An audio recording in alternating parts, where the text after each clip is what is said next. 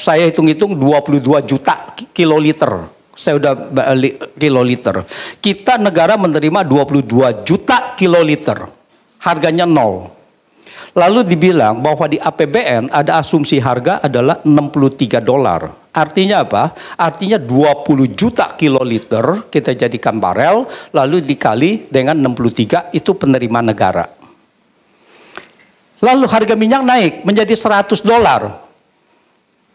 Penerimaan negara pun naik. Jadi yang tadi dikali $63, sekarang dikalikan 100. Nah, yang naik ini tidak pernah dibuka. Saya mengatakan ini berapa kenaikannya?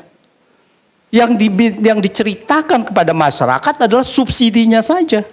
Tetapi di atasnya pendapatan negara tidak pernah dibuka. Bismillahirrahmanirrahim guys, sekarang ada babe rolen. Babe roti molen. Roti ini dibuat yang pasti rasanya enak ya, ada 3 rasa.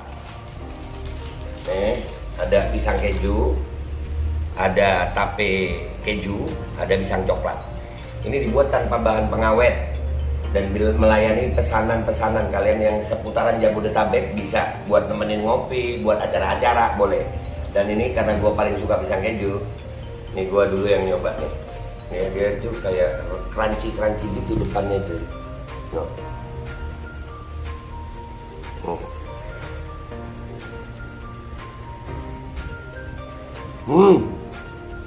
Tahu kerannya di depan nih, terus di dalamnya empuk. Ya Allah. Udah nggak usah lama-lama, lu kalau kepingin langsung pesen aja, itu ada nomor WA-nya, nanti gua kalau cantumin, ada juga IG-nya, langsung pesen, murah. Segini cuman nanti dia tanya itu 35.000 kalau nggak salah, ya.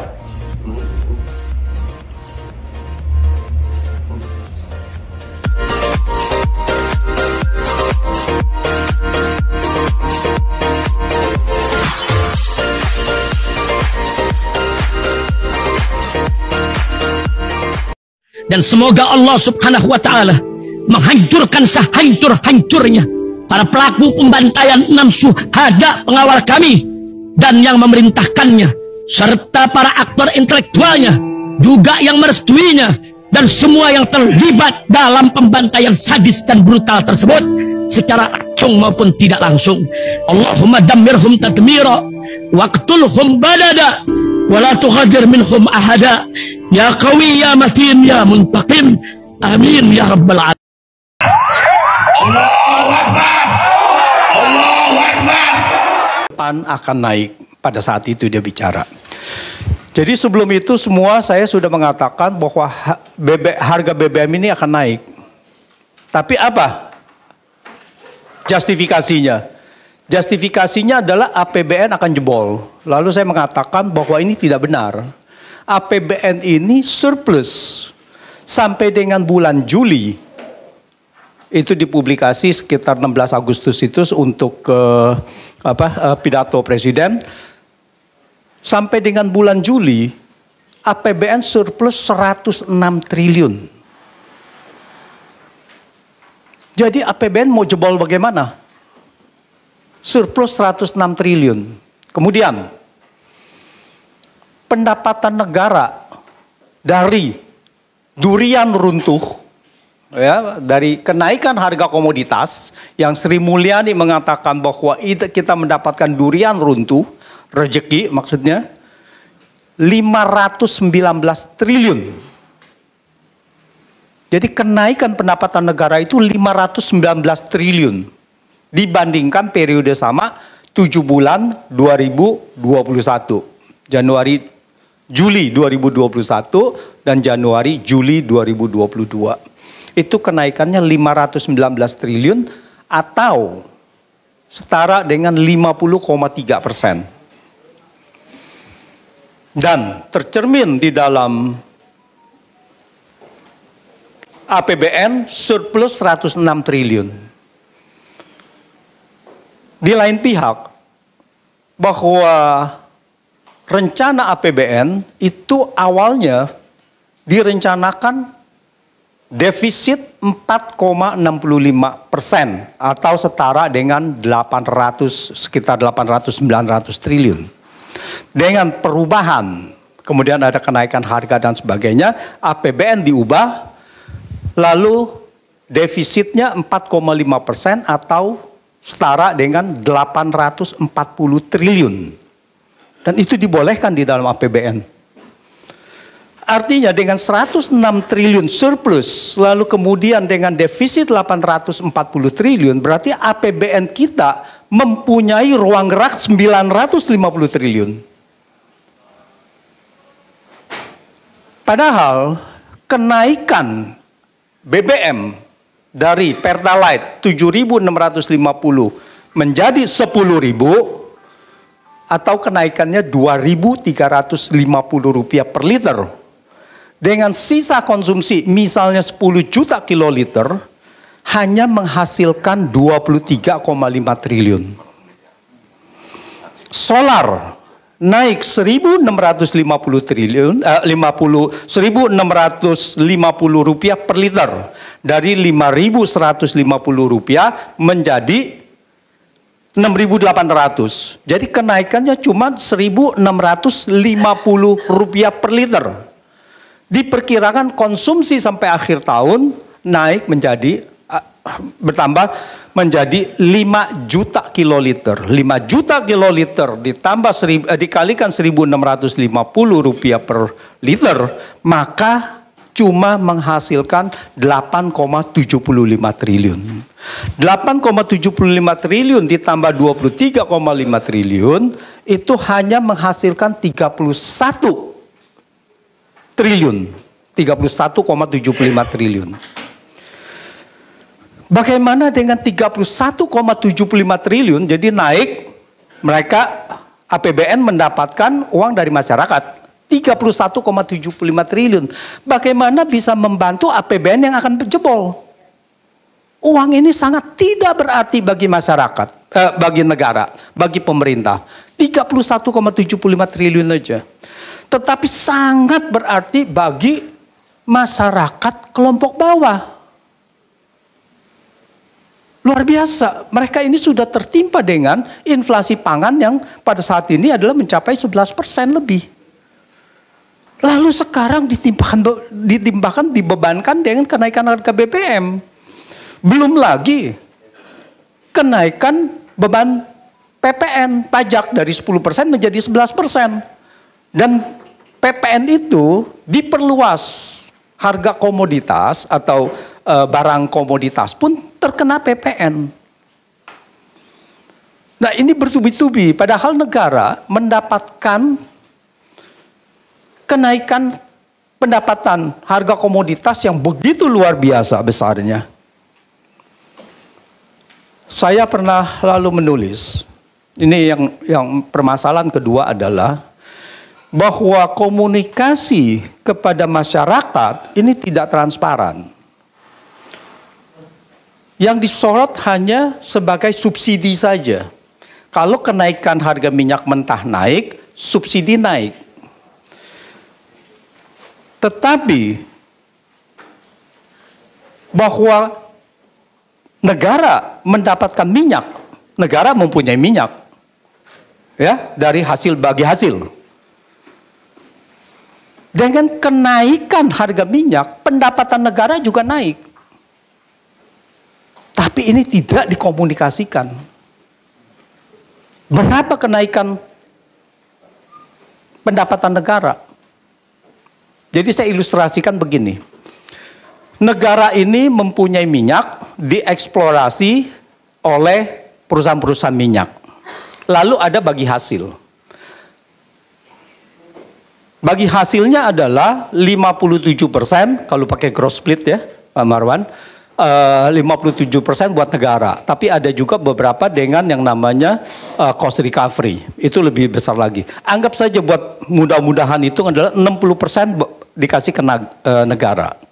Kalau eksplorasi 611.000 barel per hari, maka kita kalikan saja. Dan itu adalah hak negara 60%-nya, mudahnya. Berapa itu hak negara 60%-nya? Biayanya 0. Biayanya nol karena bagi hasil, karena tidak mengeluarkan biaya lagi, dikasihkan oleh mereka yang eksplorasi. Nah, sistem yang namanya subsidi, pertama adalah nilai dari, anggap saja kita ada saya hitung-hitung 22 juta kiloliter. Saya udah kiloliter. Kita negara menerima 22 juta kiloliter. Harganya nol. Lalu dibilang bahwa di APBN ada asumsi harga adalah $63.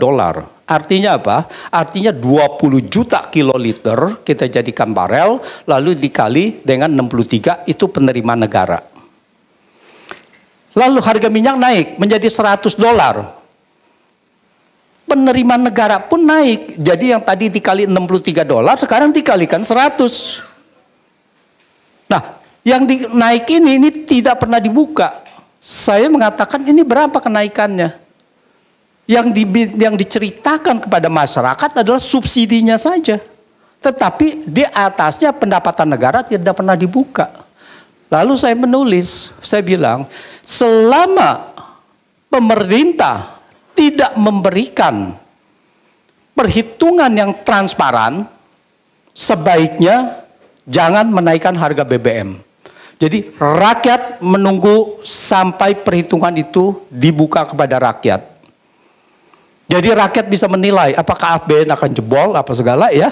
Sehingga ya kalau memang itu memberatkan, kalau memang mengharuskan, ya kita harus bisa menerima. Tetapi kalau dia membuka hitungan, kita bisa menghitung juga. Apakah 10.000 pantas, apakah 9.000 atau 8.000 dan sebagainya. Jadi kita rakyat ini mempunyai double check. Karena kita sudah tahu bahwa sekarang ini DPR, terutama Banggar dan sebagainya, maaf Pak Mulyanto, ini kelihatannya tidak memainkan peran untuk mengontrol pemerintah. Jadi sekarang ini rakyat yang mengontrol DPR. Saya berapa kali menulis surat terbuka kepada DPR, surat terbuka kepada Sri Mulyani, surat terbuka. Ya memang tujuannya bukan untuk dijawab, tapi tujuannya untuk membuka kepada publik. Hal-hal seperti ini. Nah, jadi tapi sepertinya pemerintah tidak peduli bahwa rakyat mau bicara apapun, kalau mereka sudah menginginkan sesuatu untuk itu, apalagi sudah direncanakan secara terstruktur, secara sistematis itu, maka akhirnya 3 September itu dinaikkan BBM, lalu dengan iming-iming ada kompensasi kepada mereka yang rakyat bawah, ya rakyat miskin dengan BLT 600.000 per 4 bulan. Untuk 4 bulan dikasihkan sekaligus 600.000. Kalau kita lihat buruh yang menerima adalah 3 juta dengan upah 3,5 juta ke bawah. Lalu katanya adalah salah sasaran BBM ini. Kriteria salah sasaran adalah menyesatkan. Karena BBM itu tidak pernah ada kriteria sasarannya.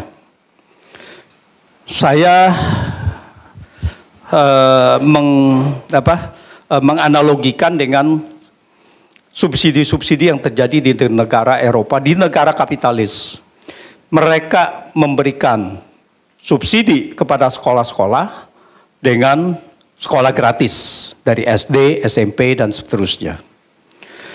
Kalau mereka memberikan uang sekolah gratis, lalu siapapun, apakah orang tua mereka dengan gaji 10.000, 100.000, 1 juta, 10 juta, semua di sekolah itu adalah gratis.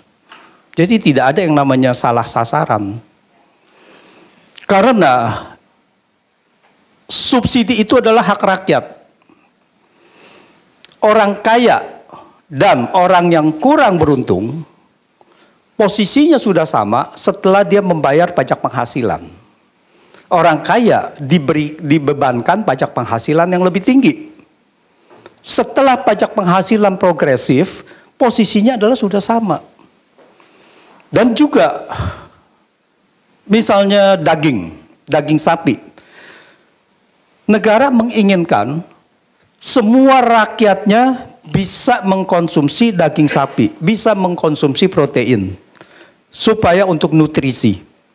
Maka itu harga daging sapi diberikan sedemikian rupa sangat murah sehingga semua lapisan masyarakat bisa mengkonsumsi itu.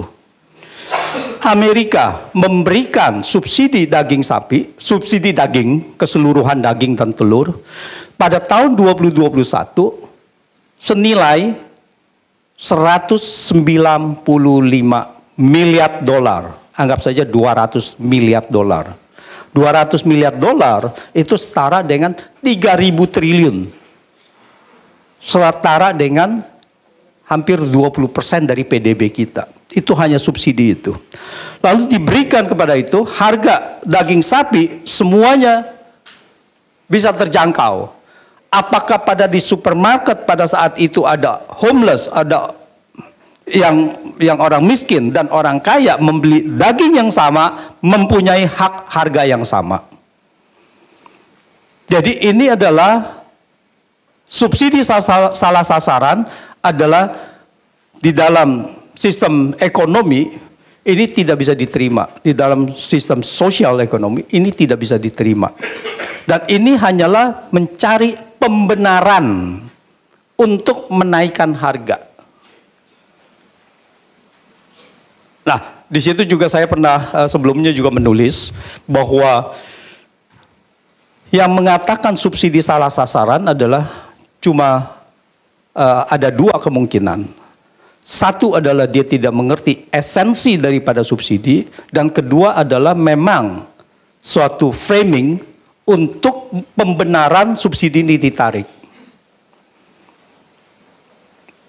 Nah, jadi hal-hal seperti ini yang sudah kita lihat bahwa pemerintah memang akan menaikkan harga BBM dan tentu saja dampaknya kepada masyarakat bawah. Dan kemiskinan akan bertambah karena di Amerika saja begitu harga BBM naik karena mereka menganut memang harga pasar, lalu pemerintahnya turun tangan karena harga BBM di Amerika itu sekitar 40% sampai 50% adalah pajak. Begitu harga BBM naik, mereka menghilangkan pajak federal. Mereka menghilangkan pajak state, negara bagian, dan meminta untuk federal, pemerintah pusat untuk mengurangi. Harga BBM itu dikurangin, mereka menghitung. Kalau harga BBM ini meningkat lebih dari 5% pengeluaran dia, maka kemiskinan akan bertambah. Artinya bahwa belanja yang lainnya harus dikurangi. Bayangkan kalau dengan buruh 4 juta, kalau harga BBM ini mencapai 10%, 15%, maka pengeluaran dia untuk yang lainnya harus dikurangi. Dan inilah sebetulnya yang salah satu tanda-tanda atau bisa menghitung bahwa tingkat kemiskinan ini akan bertambah dengan adanya kenaikan belanja BBM yang mau tidak mau harus dikeluarkan karena BBM adalah barang yang menguasai hajat hidup orang banyak. Tanpa BBM kita tidak bisa ada mobilitas kita. Apalagi di Indonesia ya yang transportasi publiknya tidak baik, meskipun di Jakarta juga sangat buruk, apalagi kalau di luar Jakarta. Ya, di daerah-daerah justru sangat sulit sekali untuk mendapatkan transportasi publik. Di negara yang sudah ada transportasi publiknya, misalkan Singapura, dia tidak masalah. Jadi kalau ada yang membandingkan Singapura mempunyai harga BBM sampai 30.000 tidak apa-apa. Iya, karena mereka pertama ada alternatif lain, dan kedua pendapatan per kapita Singapura adalah 70.000 US dollar. Kita cuma 4.000-an. Berarti sudah 15 kali lipat dari kita. Lalu saya pernah menulis, jangan kata 30.000, 60.000 pun kalau pemerintah bisa menaikkan kita punya pendapatan per kapita seperti Singapura, kita juga rela. Tapi di satu sisi aja mereka menyatakan itu, tapi di sisi lain tidak pernah. Nah, inilah bahwa pemerintah ini tidak pernah jujur kepada rakyat. Jadi mau sepihaknya saja untuk mendorong bahwa ini harus dinaikkan, ini harus dinaikkan. Tapi kejujuran ini yang kita tuntut agar pemerintah itu harus memperhatikan rakyatnya, harus jujur kepada rakyatnya, jangan hanya bicara untuk satu pihak saja, yang dimana mereka menyoroti bahwa apa yang harus dilakukan oleh rakyat, tetapi kewajibannya tidak pernah dia merasa bahwa ini kewajiban dia gitu. Saya rasa untuk sementara ini, terima kasih.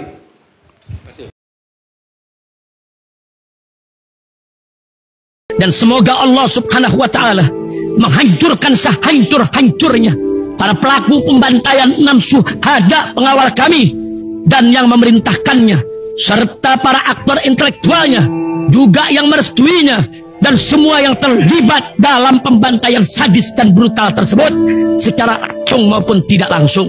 Allahumma dammirhum tadmira waqtulhum balada wala tughadir minhum ahada ya qawi ya matin ya muntaqim, amin ya rabbal. Dan semoga Allah Subhanahu wa Ta'ala menghancurkan sehancur-hancurnya para pelaku pembantaian 6 syuhada pengawal kami dan yang memerintahkannya, serta para aktor intelektualnya, juga yang merestuinya, dan semua yang terlibat dalam pembantaian sadis dan brutal tersebut secara langsung maupun tidak langsung.